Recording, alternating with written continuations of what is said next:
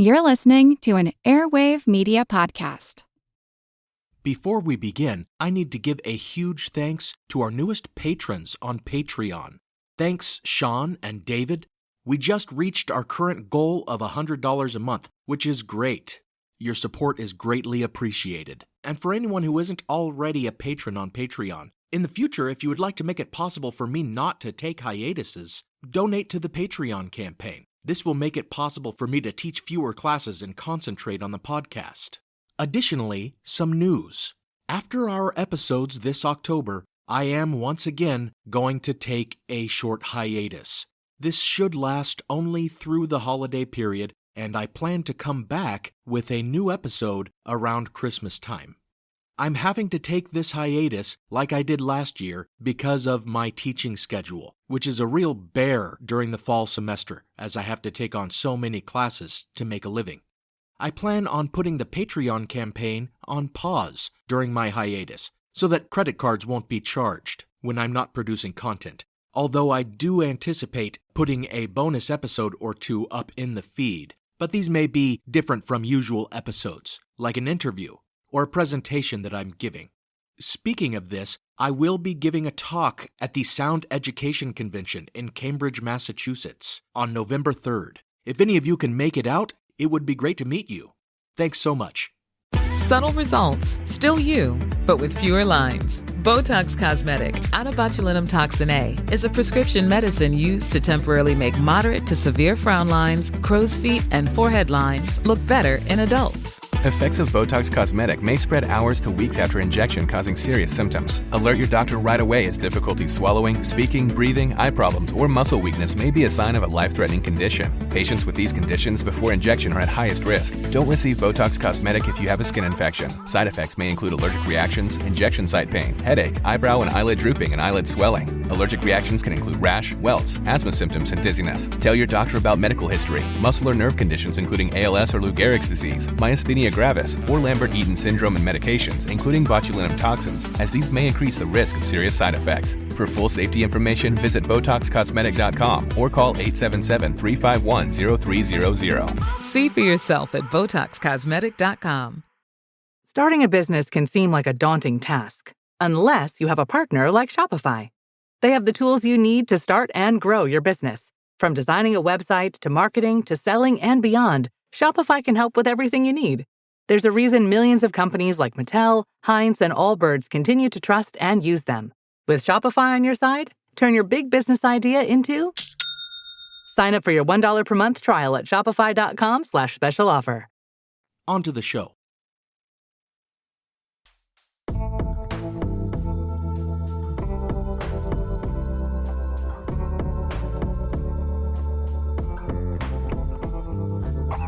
Welcome to Historical Blindness, the Odd Past podcast. I'm Nathaniel Lloyd, and I'll be your substitute teacher today. But you can put away those old picture books and gather around as I tell you the real truth about a figure celebrated as a hero who many say should not be so glorified. In this episode, we'll be joined by Moxie LaBouche of the informative and entertaining podcast Your Brain on Facts. Ahead of the now controversial holiday Columbus Day, we examine the myths and mysteries surrounding that much vaunted explorer who in 1492 went and sailed the ocean blue, Christopher Columbus. As with many of you listeners, I'm sure, I vividly remember the legend of Columbus as it was taught to me by teachers and illustrated children's books. As the legend went, Columbus was a man of conviction. He believed the world was round, and thus that he could sail west to reach the Indies in the east. But he had trouble obtaining financial backing for his journey, for the advisors to Queen Isabella scoffed at his ignorance. Finally, Queen Isabella, who believed in Columbus, pawned her crown jewels to pay for his endeavor. And after a long and perilous crossing, Columbus's ships, the Nina, the Pinta, and the Santa Maria, landed in the New World. For rather than reaching the East Indies, Columbus had discovered America.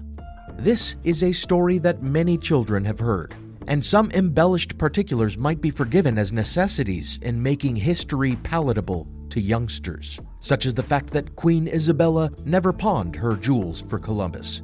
She had done this before to provision her armies, but in the case of Columbus, she had only expressed a willingness to do it. But in the early 1990s, as the quincentennial or 500th anniversary of Columbus's landing at the Bahamas approached, far more central aspects of the legend than this were challenged.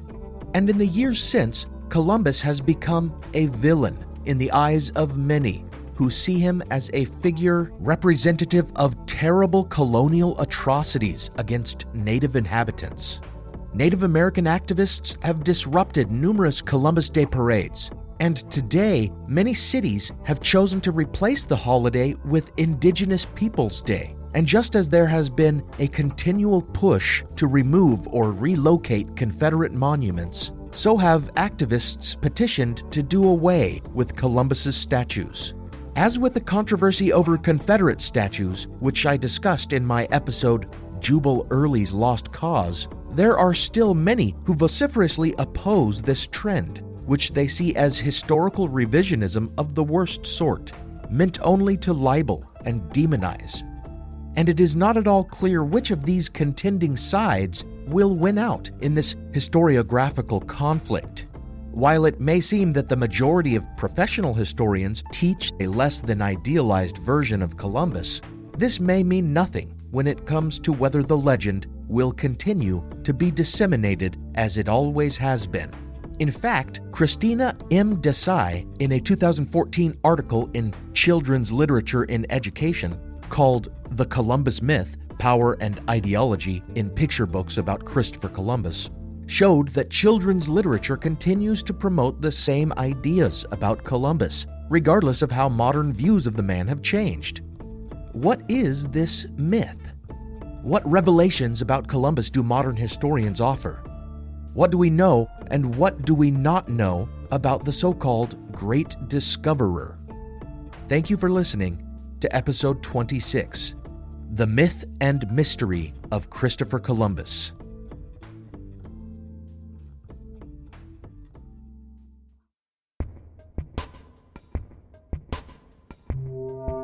One might ask, what are these conceptions of Columbus that children's literature teaches? What are these myths propagated by school books?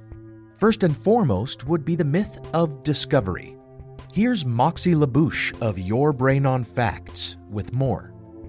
Thanks for having me on today. To children in the United States, we teach that Columbus discovered America.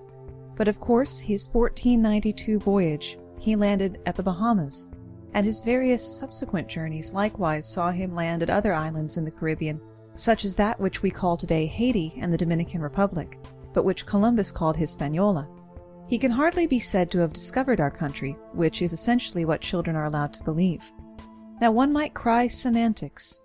Clearly he landed in the New World, so one could accurately say he discovered the Americas. But Native Americans have a deep misgiving here.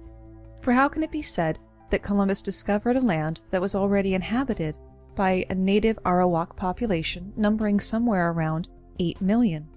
Books and traditions that assert Columbus's discovery of the land thereby transmit to future generations an age-old colonialist ideology that is intrinsically Eurocentric.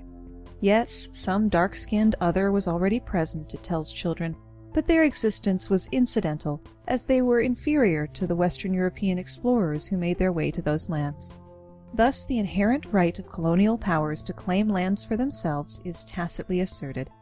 The ridiculousness of this idea being in any way approved of today, regardless of how commonly held it was in that era, was illustrated dramatically by Adam Fortunate Eagle Nordwall, a Native American Chippewa activist who in 1973 flew to Italy and emerged from his plane resplendent in his tribal regalia to proclaim that he had discovered Italy and would claim possession of it on behalf of Native Americans, despite the little detail that it was teeming with Italian inhabitants. Every week, Moxie LaBouche introduces listeners to things you didn't know, things you thought you knew, and things you never knew you never knew. Check out her show, Your Brain on Facts.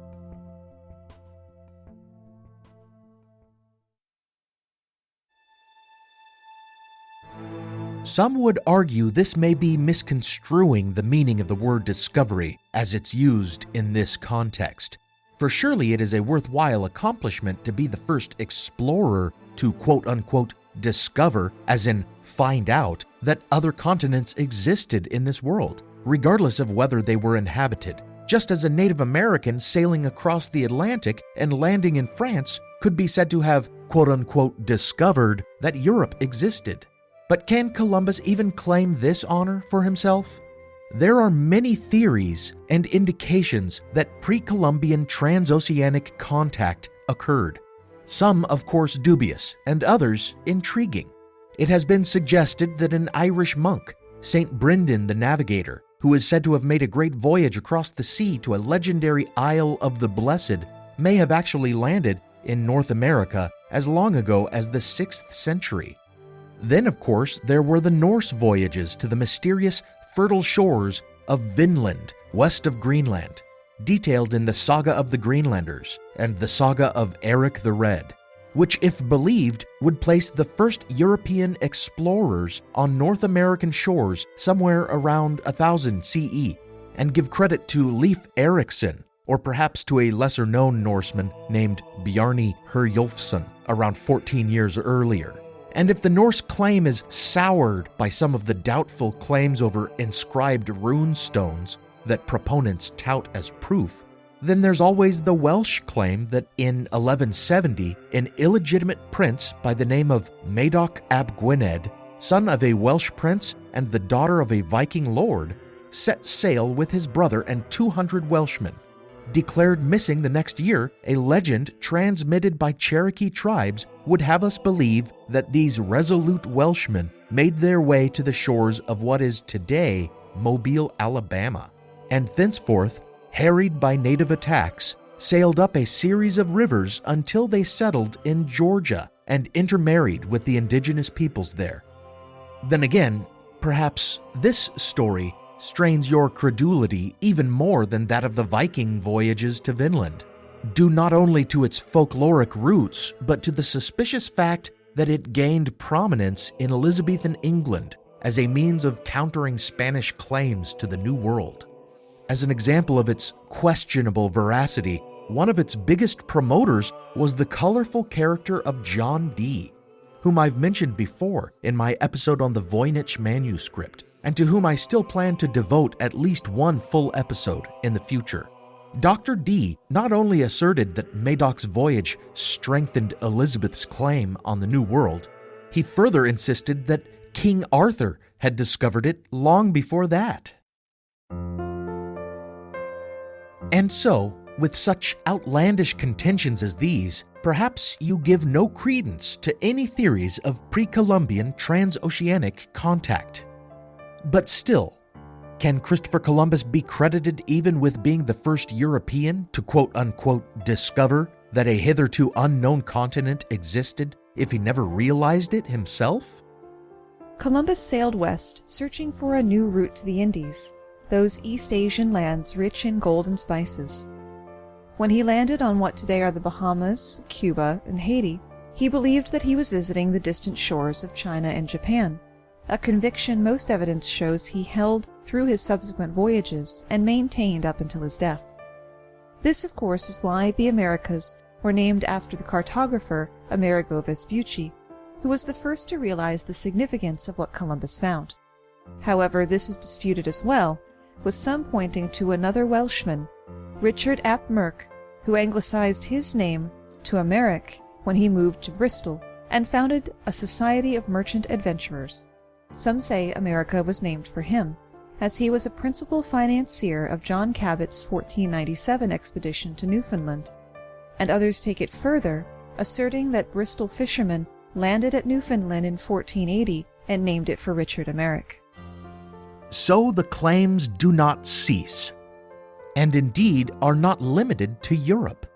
Some have claimed Chinese voyager Zheng He found the New World in the 15th century and point to an 18th century map of the world clearly showing the Americas as proof, for a dubious notation on it claims it was a copy of a 1418 map. And even more recently, Turkish President Erdogan a despot and known propagandist, suggested that Muslims had preceded Columbus to Cuba. His evidence? In Columbus's writings, there is mention of finding a mosque on a hill. But historians agree this was a metaphor. Nevertheless, this gives a clear indication of just how muddled is the history of the New World's quote-unquote discovery. Another persistent myth about Columbus is that he was in the minority, or even alone, in believing that the Earth was round. This is not merely a simplification used to embellish his story in children's books. Even scholars have been known to repeat this myth, suggesting that Columbus's venture was so adamantly opposed at first because ignorant and narrow-minded officials in the Spanish court scoffed at him for suggesting one could reach the east by sailing westward, reminding Columbus that his ships would fall off the edge of the world. This part of the story helps to build the legend of Columbus as a brilliant and inspired genius, a hero opposed by small-minded men. In truth, however, it was commonly held at the time that the Earth was round, and had been since antiquity. Aristotle himself worked out what he believed was the circumference of the planet some 200 or more years before the Common Era, as did the librarians of Alexandria, and their measurements differ only about 5% from modern-day calculations. It had been common knowledge among the educated for centuries, and for everyone else. The curved shadow of the Earth on the Moon during eclipses made it obvious enough. Moreover, anyone who observed ships on the ocean was able to confirm it, for as they sailed away over the curvature of the Earth, they dropped slowly out of sight, their hulls disappearing long before their masts. In fact, the oldest surviving globe, the Erdapfel, or Earth Apple, was made the same year as Columbus's first voyage in 1492. Though it shows no indication of the existence of the Americas, it is quite spherical, and it was likely not the first of its kind. Columbus cannot even be credited with being the first man to realize the world's globular shape would make it possible to sail west to reach the east, as Greek historian and geographer Strabo suggested back in 63 BCE that India could be reached by such a westward route. In truth, Spanish resistance to Columbus's venture derived from the very fact that knowledge of the Earth's shape and size was far greater than the received myth would have us believe. Court officials scoffed at Columbus's specious projections, insisting sailing westward to reach the Indies would take far longer than Columbus claimed. And, of course, they were right. Indeed, one cannot even credit Columbus with proving what everyone previously had only reasoned about the Earth's shape, because he never actually circumnavigated it. Recognition for that must go to Ferdinand Magellan's expedition 30 years later.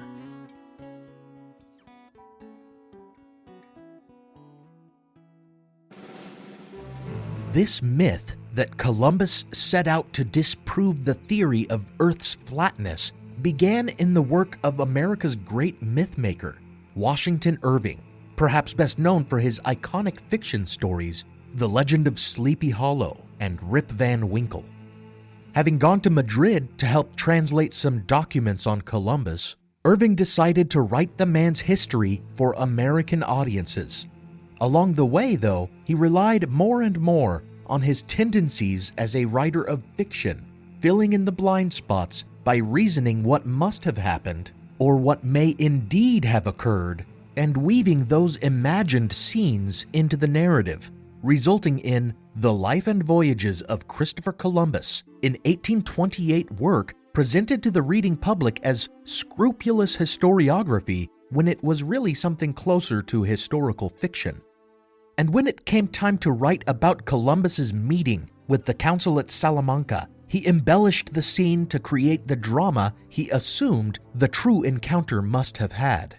In fairness to Irving, Columbus himself had a tendency to portray himself as persecuted and unfairly treated in his own writings, so Irving may have thought his sources justified his elaboration. But the result was a fictional passage in which Columbus faces the derision of closed-minded men in power. This is the origin of the myth that objections were raised over Columbus's notion of a round Earth. But actually, Irving does have some council members concede the roundness of the planet, and the principal reservation that Irving has his councilmen raise against Columbus's reasoning is doctrinal, having to do with the idea of the Antipodes, an idea rejected by the church because it meant the existence of people on the other side of the planet who must not have been descended from Adam. Still others in the council, Irving depicted as more concerned that the distance around the Earth was far greater than Columbus anticipated, which of course is accurate. Nevertheless, it was the idea that the council members were all flat earthers that caught on and soon found itself included in other books. And this notion of enlightened scientific thinking being suppressed by dogmatic reactionaries became an especially popular trope used by Darwinists in the late 19th century to defend the theory of evolution, equating Columbus's struggle against the ignorant flat earthers with Copernicus's struggle against the 16th century church, in an effort to depict their religious detractors as brass-bound and stand-pat. As true as this may have been in Copernicus's case, and in the case of the dogmatists opposing Darwinian thought, it was not the case when Columbus went seeking support for his venture. And just as today reactionaries parade outlier examples to suggest that there is no scientific consensus when it comes to climate change, so then the champions of science in the 19th century held up obscure claims of flat earthers in antiquity as representative of common belief, suggesting that 15th century science owed its backwards notions to the ideas of Cosmos Indicopleustes in the 6th century or Lactantius in the 3rd century, even though few in the 1400s likely even knew about these thinkers and their religious opposition to the idea of the Earth's roundness, and probably even fewer gave weight to their opinions.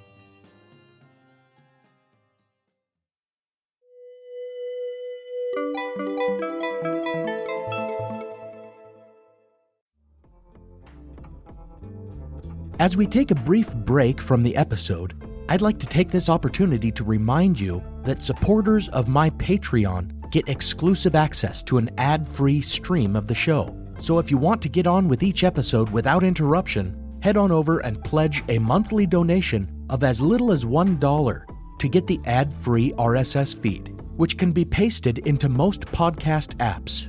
All patrons also get teasers in their feeds during off weeks, and patrons at higher levels get early access to all episodes, among other perks.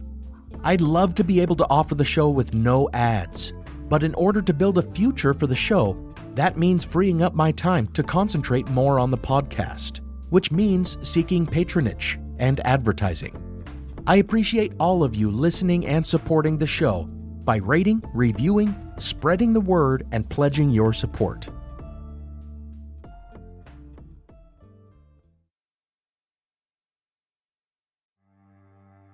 As listeners of Historical Blindness, you're no strangers to the fact that history is a lens through which we can better understand the present. Or as Shakespeare put it, what's past is prologue.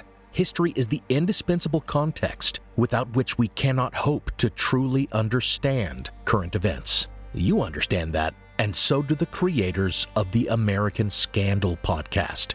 Every season, they immerse listeners in the biggest controversies in U.S. history, helping us understand America's dark side and learn from its troubled past. Its latest season, Ruby Ridge Standoff, delves into an incident that sowed the seeds for the rise of the modern radical right. It transports you to 1992, where in a remote corner of Idaho, federal law enforcement surround a small cabin.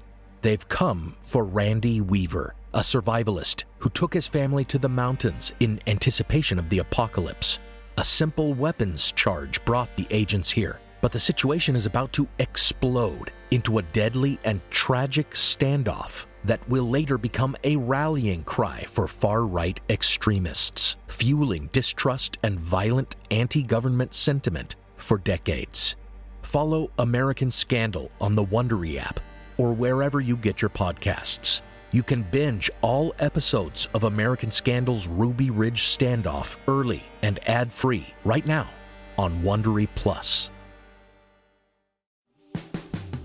Every summer, I'm careful to avoid getting burned. My summer plans always include applying sunscreen so I can attend barbecues and protests without worrying about getting scorched. And when I make my plans by making phone calls, I also don't want to get burned by an outrageous wireless bill. That's why I switched to a Mint Mobile plan and saved enough to take a summer vacation. With Mint, I found no difference in speed or coverage, just a big difference in cost. And right now, you can switch to a Mint wireless plan like me to avoid sweating those surprise charges and overages. You'll just be chillin' with Mint's offer of 3 months premium service on the nation's largest 5G network for just $15 a month. With high-speed data and unlimited talk and text, it might just be the coolest thing happening this summer. This year, skip breaking a sweat and breaking the bank. Get this new customer offer and your 3-month unlimited wireless plan for just $15 a month at mintmobile.com/blindness. That's mintmobile.com/blindness. Upfront payment of $45 required, equivalent to $15 a month. Limited time new customer offer for first 3 months only. Speeds may slow above 35 gigabytes on unlimited plan. Taxes and fees extra. See Mint Mobile for details.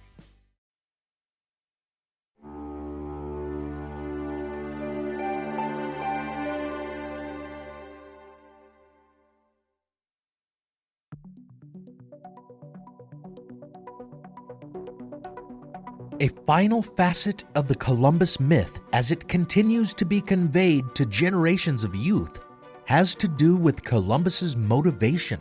Many treatments of Columbus emphasize his devoutness, portraying him like a saint.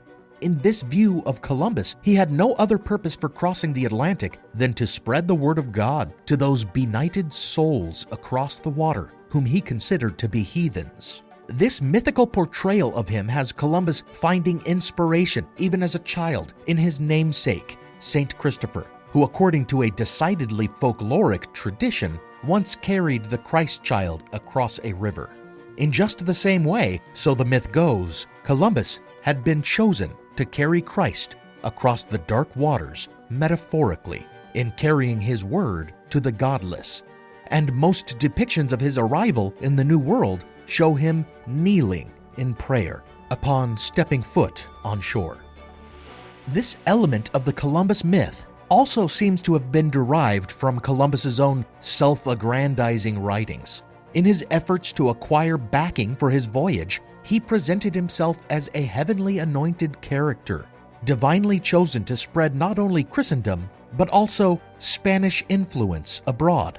In fact, later in his career, when he had lost his position in his colony and no longer held favor in the court, he spent time searching the scriptures for indications that his voyages had been foretold in prophecy and compiled them in a manuscript never published in his life. Around this time, he also began to sign his name as Christophorens, or Christ-bearer, an indication that he actively publicized himself as a figure analogous to Saint Christopher. But to accept and promulgate this image of Columbus is to allow the man to make his own myth, and it means turning a blind eye to more clearly supported motivations, such as the gathering of wealth for the Spanish crown, and, of course, self-enrichment. Columbus did not sell his voyage on the basis of the opportunity it would afford for evangelizing natives. The Spanish court expected returns on their investment, and Columbus's actions after his quote-unquote discovery indicate that the gathering of gold and other riches was paramount. Now, there may have been some overlap with these two motivations attributed to him, as some recent scholarship has suggested that Columbus hoped through his venture to finance a new crusade in order to take Jerusalem from Muslims.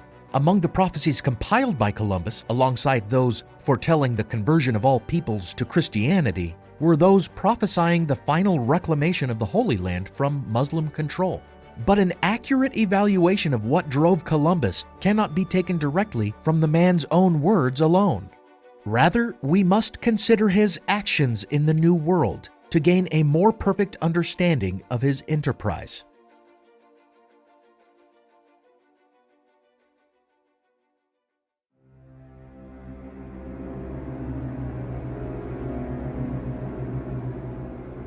And it is here where we sail into the deepest and darkest waters of the Columbus myth.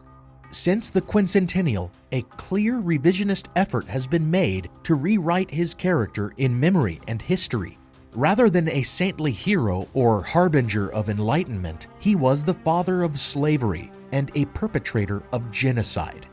Traditionalists decry this trend as libel, arguing that Columbus's villainy has been exaggerated and his actions judged out of context according to the moral sensibilities of modern society.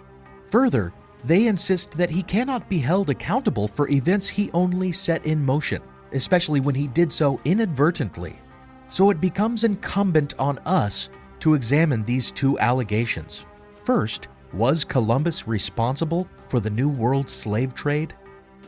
We know he was no stranger to the slave trade, as the earliest records we have of him indicate he was sailing around the west coast of Africa on a Portuguese slaving vessel. And on his 1492 voyage, he appears to have personally planted the first sugar plant in the Caribbean, a crop which would flourish in that climate and eventually require a massive labor force for its cultivation, leading directly to the establishment of a slave trade between Africa and Hispaniola. But if that is too unwitting an act for us to lay blame on Columbus, then let us look to his second voyage, when he returned to Hispaniola with 17 ships. This was his voyage of conquest, and when he took control of the island, he quickly discovered that the gold and riches he believed would be so plentiful were actually not so forthcoming. Therefore, in an effort to boost the disappointing return, he began to see the native population as another resource he could exploit, and he established the institution of slavery on the island. Not only did he enslave natives in the New World for the purposes of gathering wealth for the crown, but he also shipped the natives back across the Atlantic. Although many died during the crossing, Columbus took comfort in the fact that, as he wrote, "This will not always be the case, for the Negroes and Canary Islanders reacted the same way at first." Traditionalists may insist that Columbus cannot be judged a villain even for these actions, as the world's understanding of the evils of slavery was not then prevalent. But the surprising fact is that the Spanish had laws against slavery even in that era. Slavery was only to be condoned with prisoners of war and criminals who had violated natural law, and even then must be approved by a royal court. This is not to say that the Spanish disapproved of all slavery in the New World. In fact, they did approve of the enslavement of certain Carib natives of the Lesser Antilles, who it was said practiced cannibalism, as such acts broke natural law. The problem was that Columbus traded mostly in Arawak natives, and specifically the Taino population, whom he had often stated were responsive to evangelization, making their enslavement unlawful. Columbus actually received warnings from Spanish royal courts, which ordered these illegally enslaved natives to be emancipated. So the fact that he appears to have had far fewer reservations about human bondage even than those he served would seem to justify the revisionist perception of Columbus as the man who brought slavery and its evils to the Americas.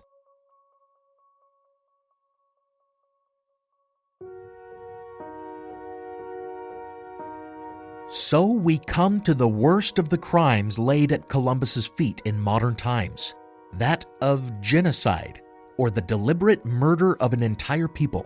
Apologists rightly point out that it would have been foolish for Columbus to deliberately stamp out the population of Taino natives on Hispaniola, as he relied on them to gather wealth from the island, and he could hardly be said to have redeemed them in Christ if he simply killed them all.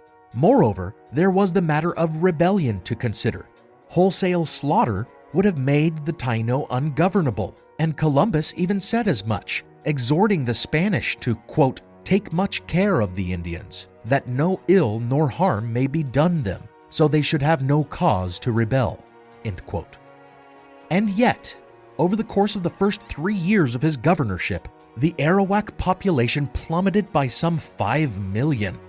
Of the remaining 3 million, only about 22,000 remained 18 years later. 30 years after that, they were all but extinct, and a similar pattern prevailed across the Caribbean basin. To account for these numbers without laying blame on Columbus and his governorship, apologists point to disease, and certainly contact with Europeans meant the spread of disease.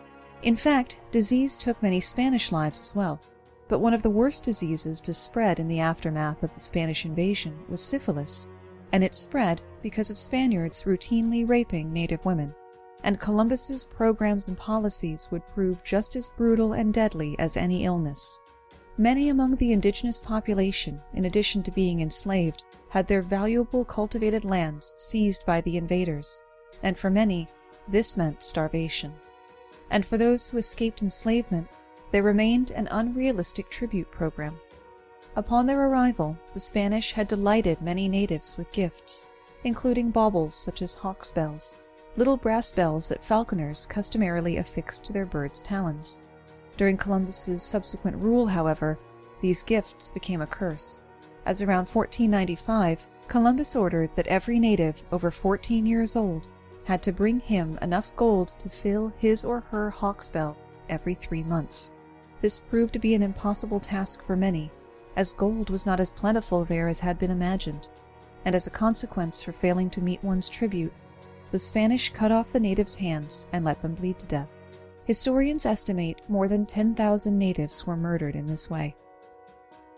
And the atrocities do not cease there, with reports of Spaniards wagering on who could behead a native or hack him in half with one fell strike, and of Spaniards taking infants from their mothers' breasts and throwing them against rocks, or cutting them into pieces with their swords and feeding them to their dogs. They hanged the natives, burned them at the stake, and cooked them on spits just to teach them respect, or rather fear. And they even engaged in wholesale massacre, putting men, women, and children, whole villages, to the sword until the streets ran with blood like the floor of an abattoir. All this was reported by Bartolomé de las Casas, a Dominican friar who arrived at Hispaniola in 1502. Again, apologists argue with a straight face that Columbus cannot be blamed for atrocities that occurred when he was no longer governor of Hispaniola. But these outrages were made possible not only by the atmosphere first established under his rule, but also by his policies, which remained in effect and, after 1509, were enforced by Columbus's own son.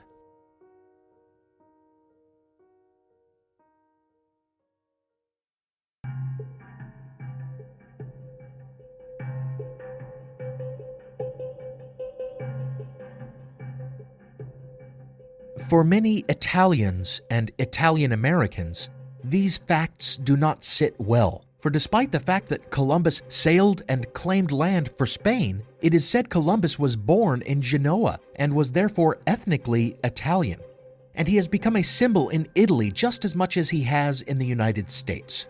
During the quincentennial in 1992, a ceremony was held in Las Vegas to marry the Statue of Liberty to a statue of Christopher Columbus in Barcelona. But to illustrate just how many blind spots remain in our understanding of who Columbus was and what he stood for and did, it should be pointed out that we know shockingly little about him. In portraits, he is always depicted differently because we don't really know what he looked like and can't even guess about his appearance based on race or culture because we don't even know for a certainty where he came from. The Italians make the strongest case, but the fact remains that there exists no record of his birth, even though birth records were kept at the time in Genoa. Moreover, Columbus never wrote himself about his youth, leaving the place of his birth and upbringing a mystery. And he wrote and apparently spoke not in any dialect of Genoa, but in Castilian, with a smattering of Latin and Portuguese. Of course, the fact that he sailed for Portugal, had some knowledge of the language, and took a Portuguese wife led to claims he was Portuguese, as well as theories that he ran a map shop in Lisbon. Then his Castilian fluency and his service to Spain, along with the fact that he kept a Spanish mistress, led to claims he was Spanish. Perhaps you've heard the Hispanic version of his name, Cristobal Colón. In the 1920s, some historical documents surfaced purporting to prove his Spanish heritage, but these turned out to be forgeries. Nevertheless, the claims did not cease there. In 1913, a theory arose that he was Jewish, or more specifically that he was a Spanish Jew, either a converso who had converted to Christianity, or that he had been forced to hide his Jewish identity because of King Ferdinand of Aragon's 1492 order expelling Jews from Spain. There is little concrete evidence for this theory, however, and some who have promoted it relied on awful anti-Semitic stereotypes, suggesting Columbus's Jewishness explained his excessive greed for gold. While the notion of a Jewish Columbus may add new dimension to the theory that Columbus's central motivation was to reclaim Jerusalem, and has even led to other theories about his motivation, such as that he was really interested in tracking down the lost tribes of Israel in the New World, there is virtually no evidence for it beyond some linguistic analysis that suggests he occasionally dropped a Hebrew word into his compositions. It would seem to me, though, that this proves nothing, since foreign words are frequently adopted by other languages, and Columbus specifically was known to use a mix of several languages and dialects, as already noted.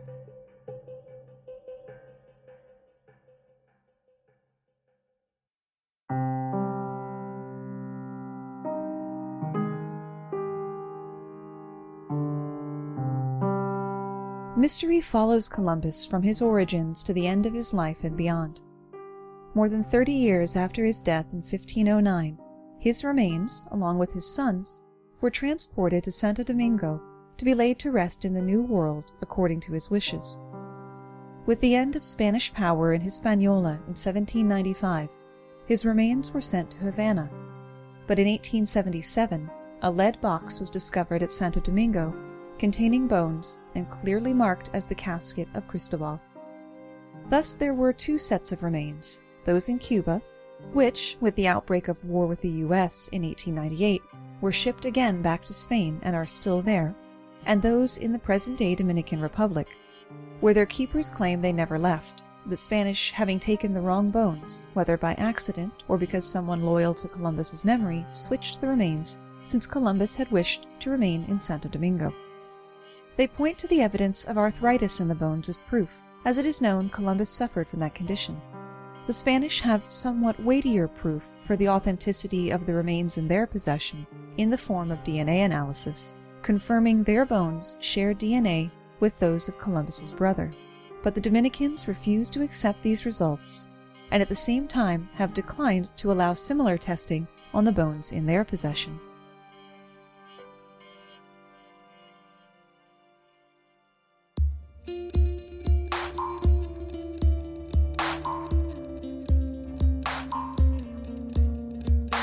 So even in death, Columbus remains a man between worlds, claimed by many but belonging to none. The apologists who would reclaim his identity as a hero cry that modern revision indulges in the so-called Black Legend, the trend in historiography to tear down and demonize persons and cultures that in the past may have been idealized, and to ignore or minimize their positive contributions. But if the scholarship is sound, if the facts that have caused revisionists to re-examine previous portrayals are accurate, then what other response can there be but to recoil from such deeds? Some argue for more balance in our consideration of Columbus, such as the Smithsonian and other museums, which in recent years have altered their discourse to stress not Columbus's quote-unquote discovery, but Spanish contact, and use the term exchange to encompass all that transpired during the clash of these cultures. This historiographical trend warns us to strive for balance and fairness, and above all, not to engage in reductive archetypes like heroes and villains. This may be a worthwhile and even admirable endeavor, in theory. But one wonders if such even-handedness is always warranted. In the future, for example, will we be censured for suggesting that some villainy was at work in orchestrating the Holocaust?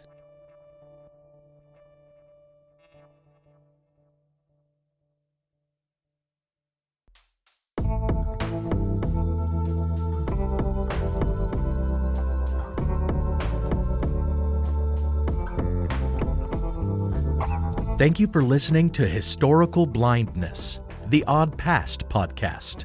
Whenever you get a chance, download and subscribe to Your Brain on Facts. Thank you so much for letting me talk to your listeners today. If they'd like to hear more of me and what I do, they can check out Your Brain on Facts, a half-hour show of things you didn't know, things you thought you knew, and things you never knew. You can find it on the very app you're using to listen to Historical Blindness, or at yourbrainonfacts.com. Much of the music heard on this episode was provided by composer Alex Kish. Visit alexkishmusic.com to get compositions for your own projects. As always, a heartfelt thanks goes out to my larger-than-life partner patrons on Patreon: David, Michael, Robert, Diane, Joe, and Austin. You're the real heroes here. Find me on Patreon to support the show and get some perks, such as access to ad-free episodes, teasers, and early episode release. Also, if you never go to the website at www.historicalblindness.com, you really should. Every episode's script is posted as a blog post, complete with links and references for sources and further reading, as well as interesting images to illustrate each topic. The research and composition of each episode takes a lot of work on my part, and I'd love for more of you to see what I put together there. Also on the website, you can browse the show's merch, check out the reading list of recommended books I pick out for each edition, and click through to Amazon to buy my novel, exposing the fraud behind the beginning of Mormonism in early 19th century New York, and its connection to a Masonic conspiracy and political scandal. If you buy and read the novel, give me a review on Amazon, and rate and review the show on whatever app you use to help more people discover the show. Until next time, they say never to meet your heroes. Perhaps, if you want to keep admiring them, you should never research them either.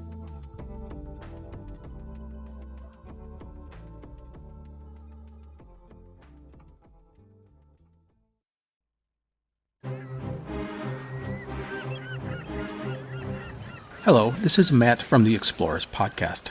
I want to invite you to join me on the voyages and journeys of the most famous explorers in the history of the world.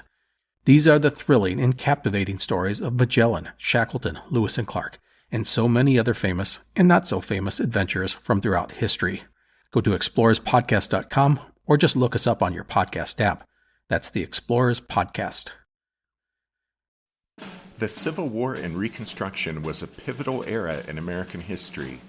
When a war was fought to save the Union and to free the slaves. And when the work to rebuild the nation after that war was over turned into a struggle to guarantee liberty and justice for all Americans. I'm Tracy. And I'm Rich. And we want to invite you to join us as we take an in-depth look at this pivotal era in American history. Look for the Civil War and Reconstruction wherever you find your podcasts.